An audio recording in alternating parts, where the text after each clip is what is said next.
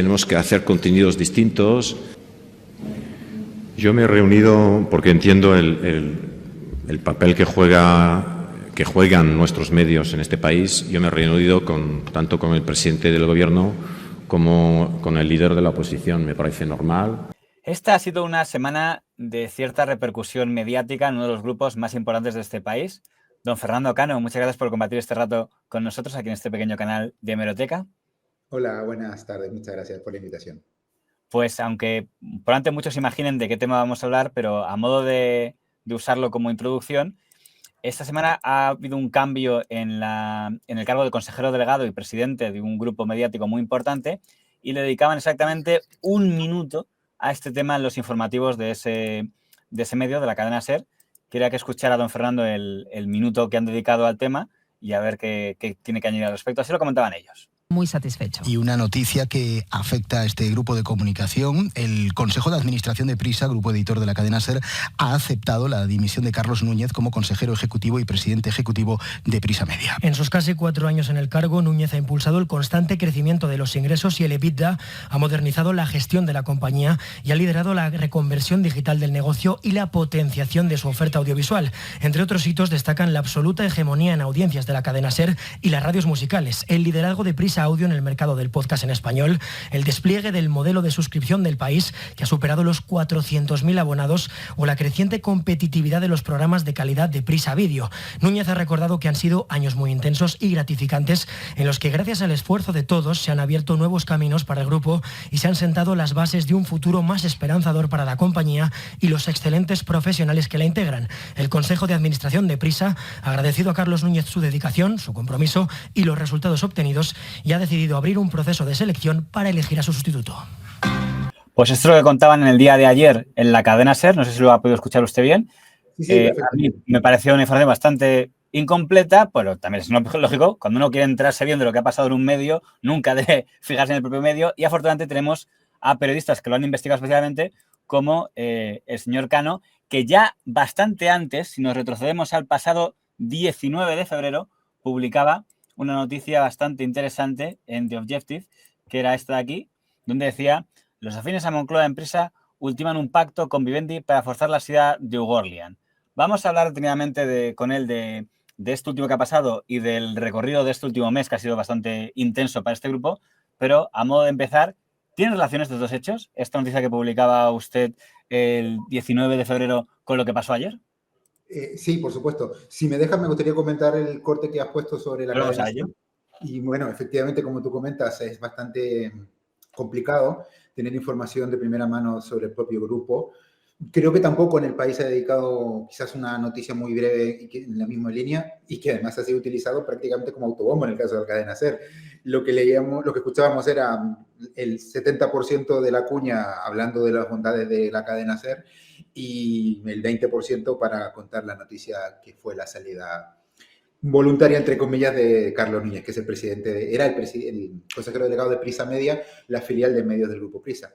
Recordemos que no era el consejero delegado, era solo el consejero delegado de una parte. La otra parte santillana, en el caso de Prisa, lo tienen separado, y el que está por encima de ellos dos es Josep Ugorlian, en su condición de presidente no ejecutivo. Pues, bueno, y la segunda pregunta, sí. En el caso de la relación, por supuesto, la realidad es que al verse arrinconado Ugorlian con los movimientos de consejeros y accionistas de la compañía para intentar moverle la silla y sustituirle, él ha realizado una maniobra defensiva que en nuestro periódico en The Objective titulábamos como la ofensiva final de Ugorlian en Prisa, para protegerse y para intentar ahogar todos los fuegos que podían apartarle del cargo.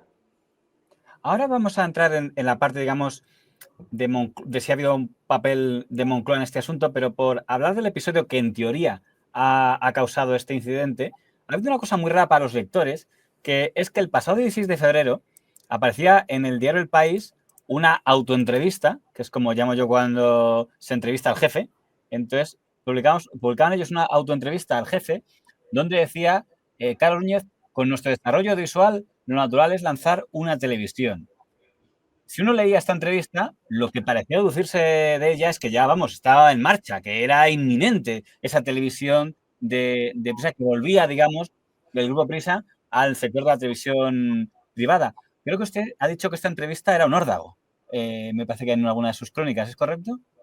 Efectivamente, estamos hablando de que no solo, como tú dices, se podía deducir que ellos querían, o al menos Carlos Núñez tenía muy claro en hacer una televisión, sino que dentro de la entrevista o autoentrevista venía el detalle de cómo iba a ser esa televisión. Incluso él hablaba de la financiación. Él dejaba muy claro que la financiación iba a ser por parte de los accionistas españoles del grupo, que en este caso son el grupo Global Alconava, al mando de Andrés Varela Entre Canales, que para que tus espectadores lo recuerden, fue uno de los fundadores de Globomedia junto con José Miguel Contreras, y contaba que ellos iban a financiar la televisión y que Prisa solamente iba a actuar como una suerte de apoyo logístico, apoyo editorial y apoyo con el conocimiento de hacer medios de comunicación.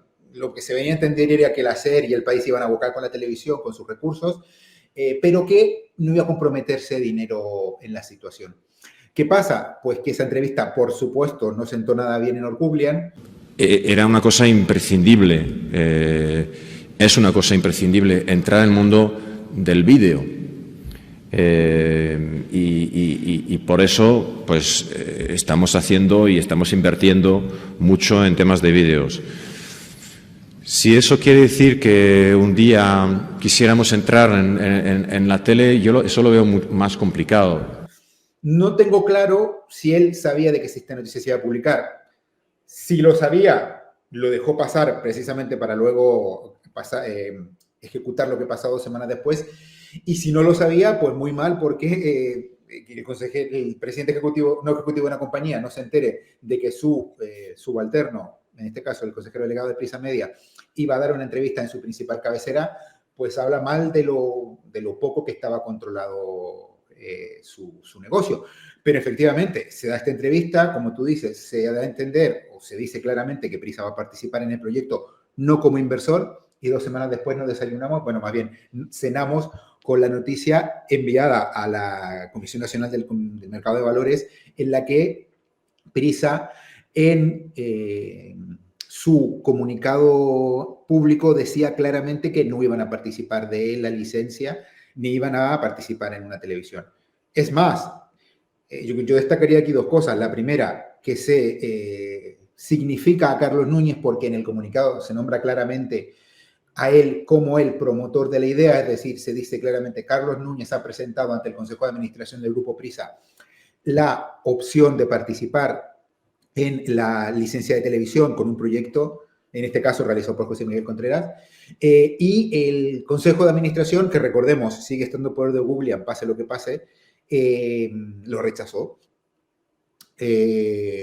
Al día siguiente, pues esto continúa porque ya queda señalado Carlos Núñez como una persona que no es de la confianza, porque imagínate, los espectadores que estén viendo este podcast se darán cuenta que si en tu empresa tú propones algo, te lo rechazan, pero no solo te lo rechazan, sino que además lo hacen público y ponen tu nombre en una desautorización pública. Sí. Exacto, es una suerte de escarnio público. Pues el escarnio iría más porque al día siguiente Josep Orgublian contesta con una entrevista en el diario Expansión, que recordemos que es el periódico competencia del Grupo Prisa, en su condición de principal cabecera de unidad editorial, el histórico competidor de Prisa, diciendo básicamente que el proyecto de la TDT iba a ser altamente ruinoso, pero no solo eso, sino que se le preguntó directamente, ¿y qué pasa con Carlos Núñez? ¿Y qué pasa con José Miguel Contreras? Que recordemos, en ese momento era el director editorial del Grupo Prisa Media. Pues Orgublian lo que dice claramente es que quien no tenga la confianza del Consejo, quien no esté en la línea de lo que quiere el Consejo y, por extensión, el presidente Josep Orgublian, pues tiene las puertas abiertas para mostrarse a la compañía. Esta entrevista empezó a hacerse viral, nosotros también nos hicimos el Cuento Objective, casi al mismo momento en que ese mismo día miércoles, por la mañana, se convocaba un consejo extraordinario de Prisa en el que, volvemos a recordar, Orgublian tiene absoluta mayoría, se aceptaba la renuncia de Carlos Núñez. Es evidente que Carlos Núñez no presentó su renuncia de manera voluntaria, sino que se le obligó a renunciar, se le dio una salida rápida y pues abandonó la compañía. ¿Qué pasa con José Miguel Contreras? Lo normal es que sea despedido entre hoy y mañana.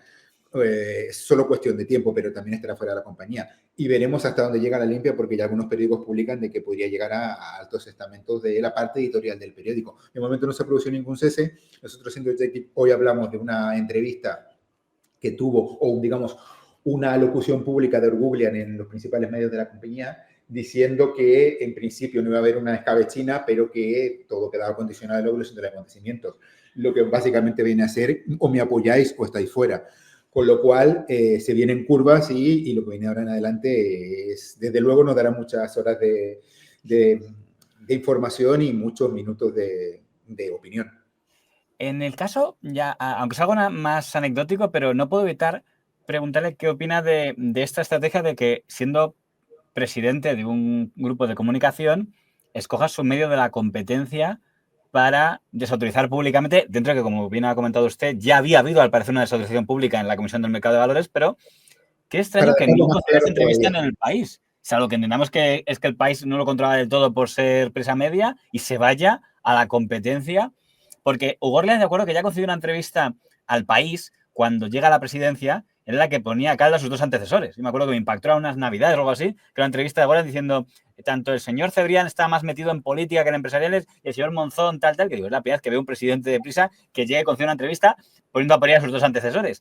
Pero ya que lo haga en la competencia, es un paso más de lo que yo he visto y que me llama la atención. Desde luego no es habitual, pero yo creo que está en la línea de lo que él quería, y era enviar un mensaje a la redacción del País también, diciendo, aquí estoy yo, este es mi proyecto, el que esté conmigo se queda y el que esté contra mí se va. Y dárselo en Expansión, lógicamente, también tenemos que recordar que Expansión es el principal periódico económico de España, lo cual le da línea directa con inversores, la línea directa con todo el establishment, no solo político, sino también económico, y es una verdadera declaración de intenciones. Es que además se le pone en portada como la que tú estás mostrando ahora. Es decir, si llega un acuerdo en el que Unidad Editorial se presta, por supuesto, porque entre una de las obsesiones históricas, y tú lo has contado un montón de veces en tu programa, ha sido dinamitar el grupo Prisa, pues ellos están encantados de sacarle en portada a 6 columnas, como se decía en la antigüedad, y con todo lujo de detalles. Yo creo que es un win-to-win. Expansión logró gran impacto mediático, Unidad Editorial logró hacer pupa a Prisa y Orguglian logró trasladar el mensaje claramente. Hacía balance muy elogioso la SER de la figura del señor don Carlos Núñez.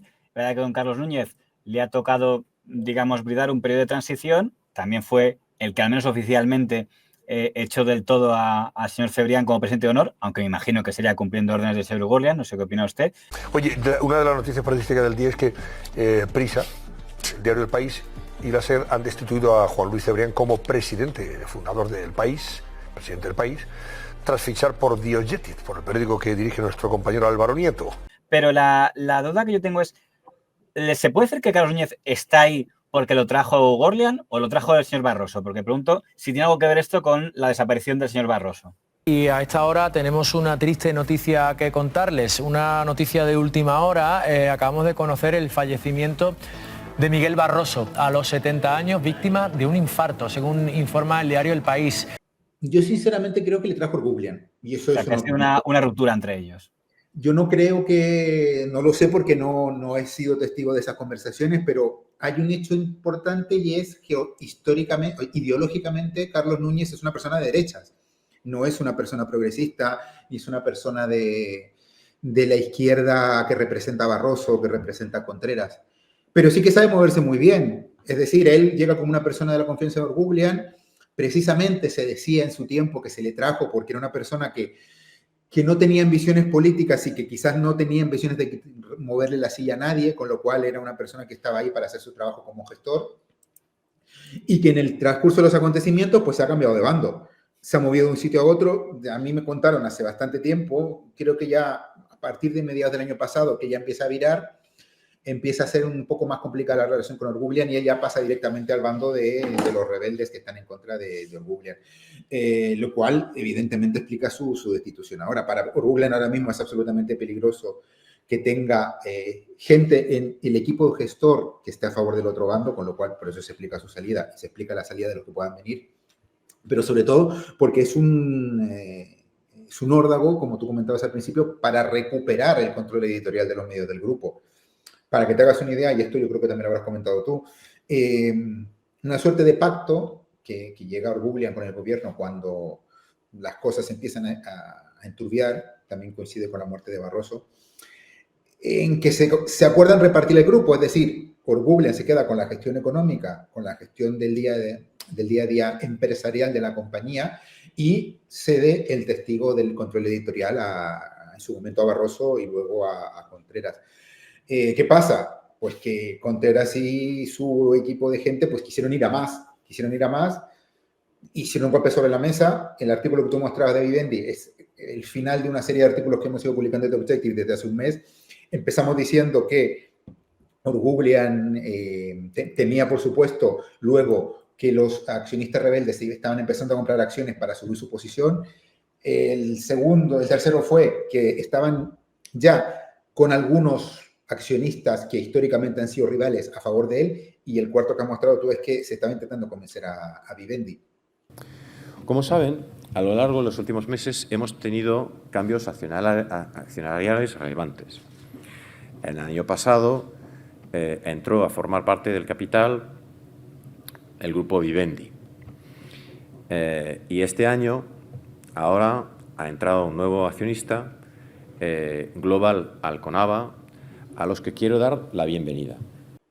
Claro, jugando a las matemáticas, si entendemos, dentro que esto siempre muchos matices, pero si entendemos que el grupo Global Alconava sería un poco el grupo al que todos vinculamos con el señor Contreras, si sumamos esto con esto, que era Vivendi, el 7% y 12% ya se estaba acercando peligrosamente a superar el porcentaje del mayoritario que es Amber, ¿no? Sería por ahí. Claro, para que te hagas una idea, el objetivo de Contreras es tener el 51%, y eso ellos no lo ocultan. Ellos quieren, y lo siguen confirmando, que quieren llegar con un 51% del capital a la Junta de Accionistas de junio, lo que les valdría para sacar a Orgublian de la presidencia.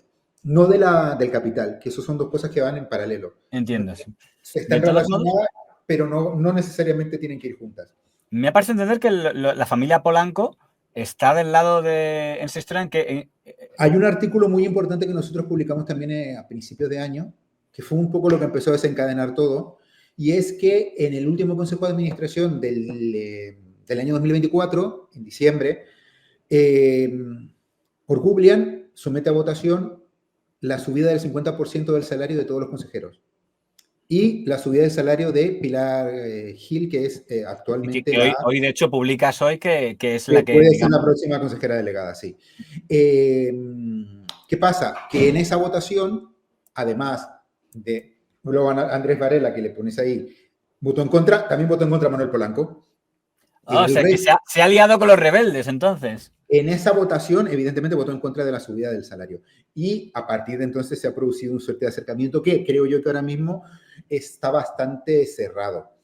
Con lo cual, recordemos que Andrés Varela no está solo, también tiene a Adolfo Utor y a Diego Prieto, que son dos empresarios. Sí, los nuevos inversores que usted contó, que además yo creo que fue una primicia suya, que entraban estos...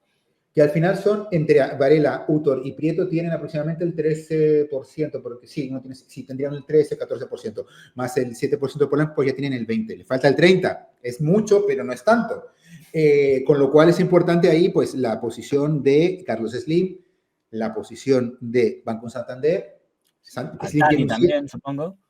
Altani tiene menos, tiene un 3%. Altani vendió un 2% hace un mes.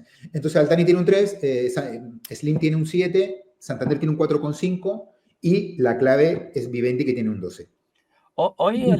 Ayer la nota que hacía en El País daba a entender que iba a haber una reducción del Consejo de Administración. Bueno, es verdad, van a pasar de 15 a 11. ¿Eso qué puede significar? Pues una maniobra de blindaje, pero te hago la separación. Aquí hay dos cosas. El Consejo de Administración, que en repetidas ocasiones hemos comentado en este programa que es del absoluto control de Orgublian, es decir, si dependiese del Consejo de Administración actual, Orgublian nunca se va a ir deprisa ni tampoco va a dejar la presidencia. Y otra cosa es el capital. Entonces, lo que quiere Contreras y su grupo es llegar al 51% del capital. Ellos la batalla por el Consejo la han dado absolutamente por perdida porque es imposible. Orgublian ahora mismo no va a hacer cambios y si es que hace cambios, como dices tú, lo hará para reducir el Consejo. Se ha publicado en un periódico de manera errónea, no voy a decir en cuál, esta mañana, que quieren aprovechar esta reducción para echar a los consejeros rebeldes, en este caso pues sería Manuel Polanco, Andrés Varela, pero eso es imposible. Tú no puedes echar a consejeros porque sí. Más o menos son dominicales. Y sobre todo porque tienen un capital. O sea, a ver, antes de echar a consejeros dominicales, tienen que echar a consejeros independientes, porque son los que no están representando a nadie en el capital. Es como si tú estuvieses digamos, comprases una casa con alguien y te echasen del Consejo de Administración para poner a otro. No. Yo me acuerdo cuando querían echar al que estaba antes que el señor Varela, que era un señor mexicano, que no me acuerdo el nombre ahora, tuvo que hacerse toda una junta de accionistas extraordinarias solo para poder echarle. La compañía solo se ha registrado una solicitud de intervención de los señores accionistas presentes en la sala y ha sido formulada por el representante del accionista Global Alconava Social Limitada. Buenos días, señor presidente, señoras y señores accionistas. Me dirijo a ustedes como representante del accionista Global Alconava SL.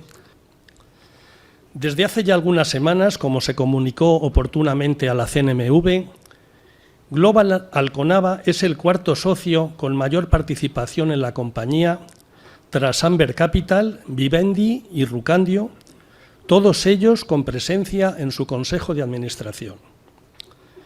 Global Alconava también aspira a estar representada en el Consejo de Administración. Para no alterar la referida estructura del Consejo, Global Alconava le comunicó al presidente, a los pocos días de adquirir su paquete accionarial, que lo razonable sería que el consejero dominical con menor participación accionarial presentara su dimisión, permitiendo así su sustitución por el representante de Global Alconava.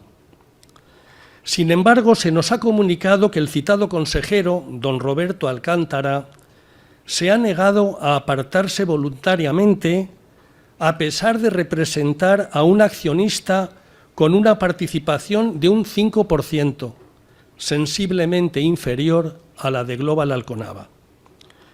Ello nos obliga, muy a pesar nuestro, a solicitar que se incluya una propuesta de acuerdo como nuevo punto del orden del día de esta Junta General, cese de don Roberto Alcántara como consejero de la sociedad. La referida propuesta, los votos registrados revelan un apoyo del 73,47% de los accionistas presentes o representados a este acuerdo. Al existir un número de votos favorables suficiente, queda aprobado este acuerdo conforme a lo dispuesto en el artículo 20.6, apartado B.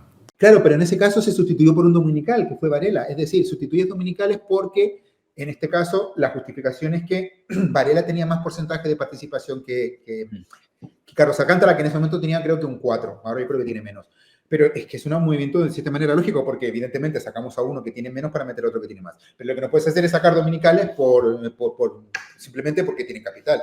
Antes tienen que echar a consejeros independientes, que son los que no tienen ahí ni pincha ni corta, porque no es su dinero. Entonces, ¿qué pasa? Pues se va a cambiar de 15 a 11, si se aprueban en la Junta de Accionistas, y de esos 15 a 11, pues hay dos que ya no van a estar, que lo contamos hoy en nuestra crónica, que son el presidente ejecutivo de Prisa y el presidente ejecutivo de Santillana.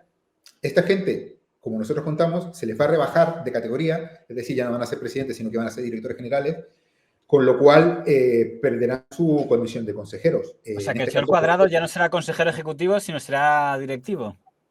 Sí, seguirá siendo directivo, claro. Ellos, de hecho, no se les paga por estar en el consejo. De hecho, están ahí porque apoyan a Argublian. Entonces, ahí nos quedarían dos, que entiendo que serán dominicales, porque como tú comentabas, lo normal, esto se puede torcer todo, pero la idea ahora mismo de Argublian es que Pilar Gil sea la próxima consejera delegada unificada, que es algo que no pasaba en Prisa desde el año 2021, cuando el consejero delegado era el ahora consejero delegado de Vocento. Mirad, el gran movimiento organizativo que hizo Argublian cuando llegó fue querer dividir la compañía en dos, Prisa Media y Santillana, para sacar a bolsa Santillana y luego vender Prisa Media. Ninguna de las cosas se produjeron, pero esa separación quedó. Entonces, en esa separación, él puso a un consejero delegado en Prisa Media, que era Carlos Núñez. Bueno, sí, Carlos Núñez. En Santillana puso a Mirad, que le degradó, y luego llegó Francisco Cuadrado cuando Mirad se fue. ¿Y qué os quería con esto? Pues generar una bicefalia que estuviese siempre bajo su supervisión. No tener un consejero delegado unificado, que es que sea el presidente de todo el grupo, no solamente de medios ni de Santillana, a él le da la tranquilidad de tener todo el poder. ¿Qué pasa ahora? Pues que se necesita ese refuerzo y necesita degradar a los otros dos para que no le hagan sombra. Efectivamente, como decía la cadena SER, que probablemente lo único que es cierto que dijo en toda su alocución de la que tú mostrabas, es que se le está buscando sustituto. Sí, se le está buscando sustituto al responsable de Prisa Media, que no va a ser el consejero delegado de Prisa Media, sino que será el director general de Prisa Media. Hay un tema que no quiero dejarme antes de pasar al último tema, que sería el tema de Moncloa, que es el proyecto de la televisión. ¿Qué tan serio era este proyecto? Aunque por lo que nos estás diciendo queda claro que ha sido la excusa de una guerra que tenía más que ver con aquí quien manda, pero bueno, dado que la excusa ha sido el tema de la televisión, ¿qué crees que ha pasado aquí?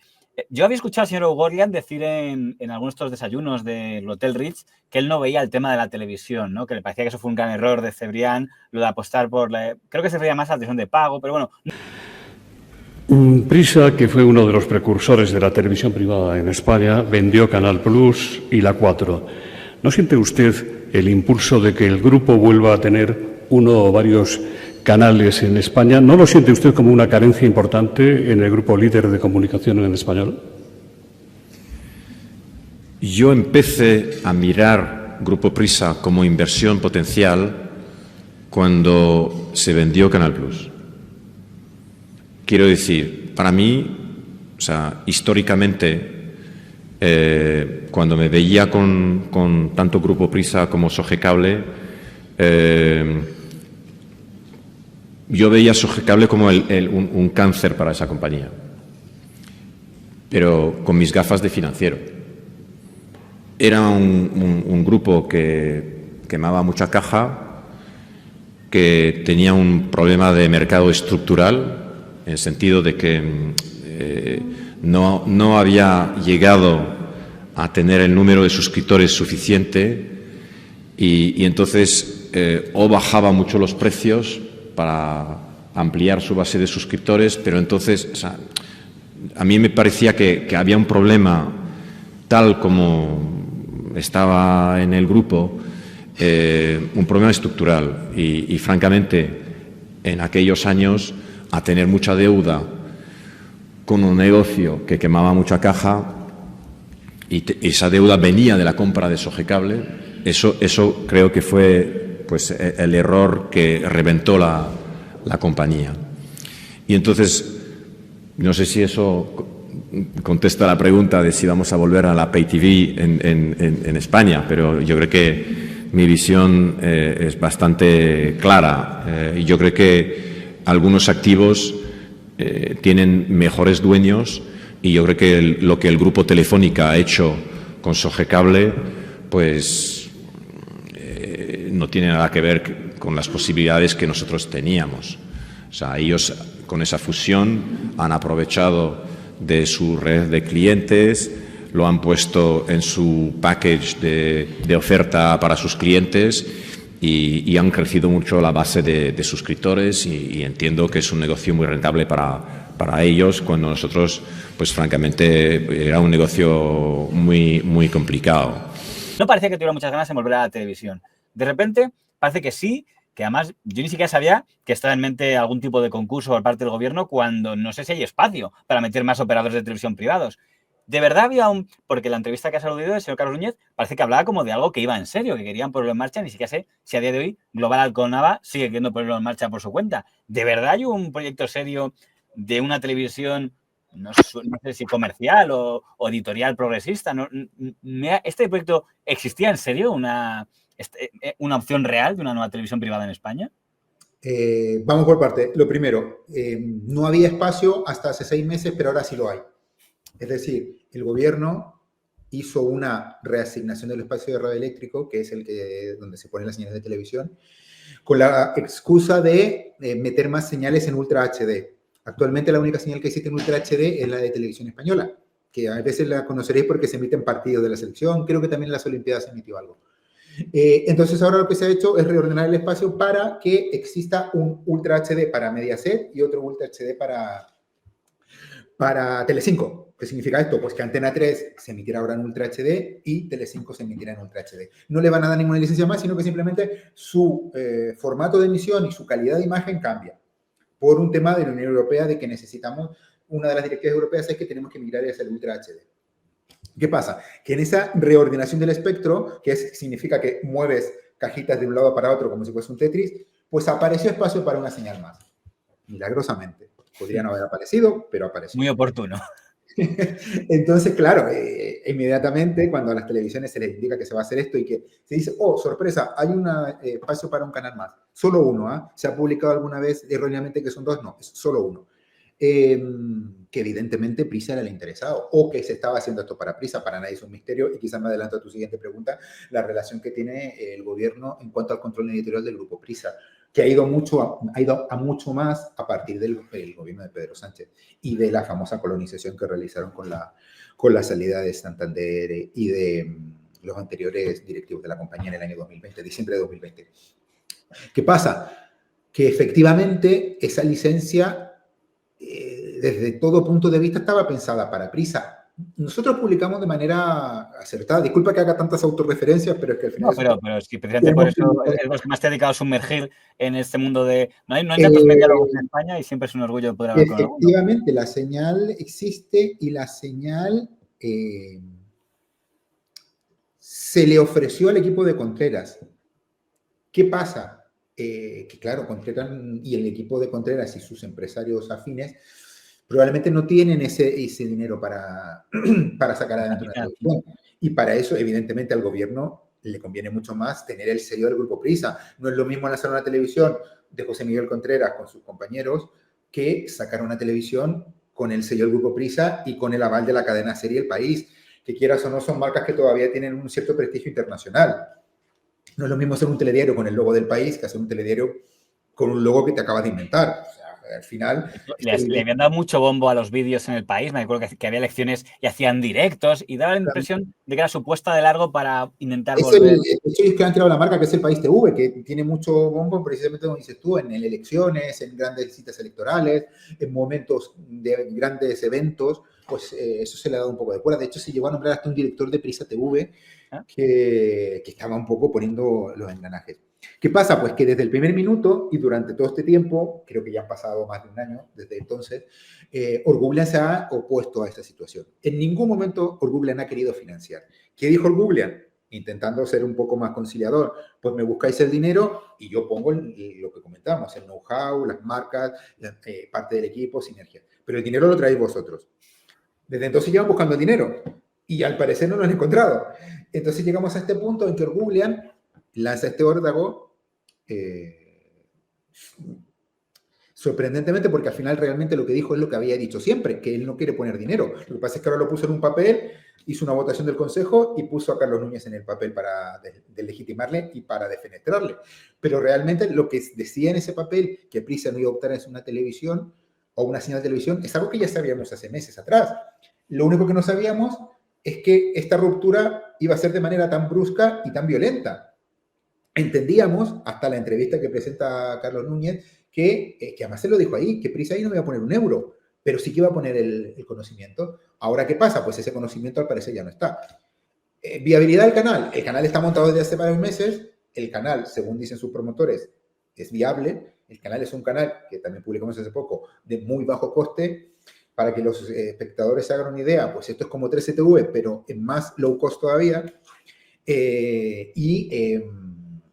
Que tiene como objetivo intentar cogerse ese espectro ideológico informativo que probablemente ahora mismo en la televisión española no está. Está Televisión Española como cadena.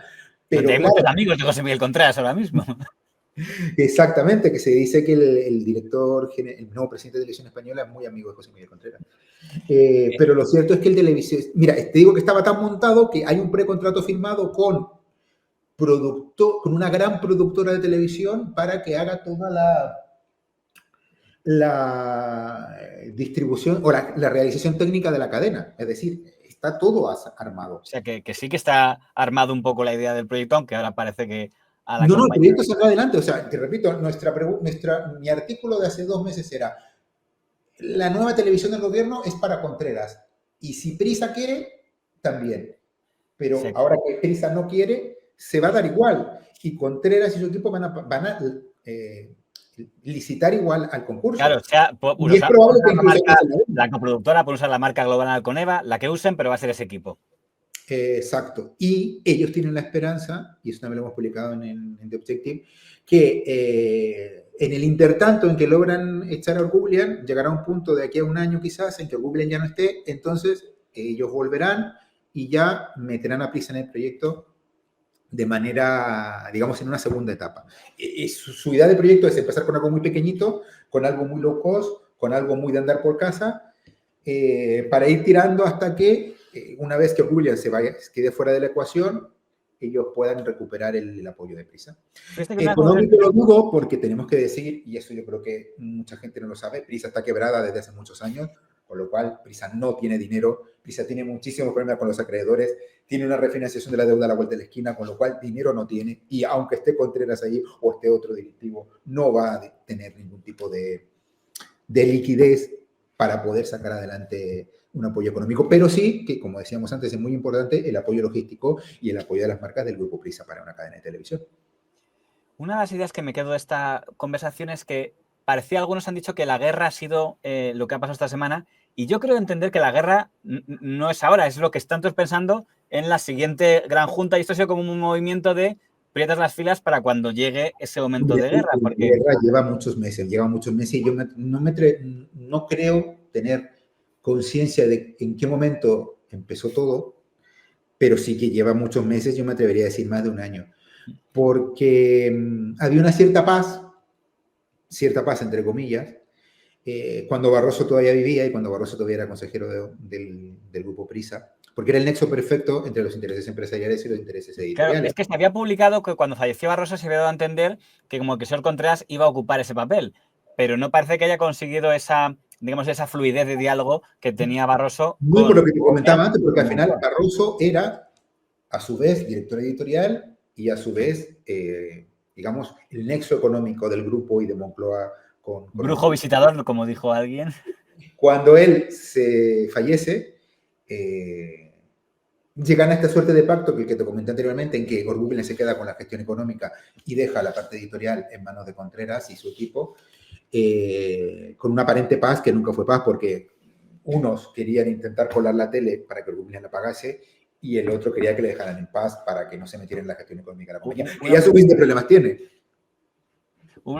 Comentabas al principio que querías que el señor Barroso iba a caer en un momento a otro porque era, digamos, estaba apoyado por el presidente, pero Prisa Media. ¿Crees que entonces le dejaremos de ver como comentarista estrella en Hoy por Hoy, en la cadena SER y en las tertulias? Sin ninguna duda, vamos, sin ninguna duda. Contreras, cuando se vaya de Prisa, ya no, hasta que se vaya Orgullian, no creo que vuelva a pisar ningún estudio.